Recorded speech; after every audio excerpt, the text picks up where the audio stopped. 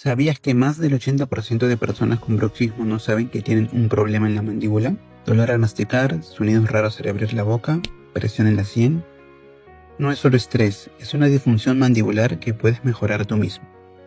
Con mi ebook Mandíbula en Equilibrio te enseño ejercicios súper sencillos que puedes hacer desde casa para liberarte de esa tensión y alinear tu mandíbula de forma natural.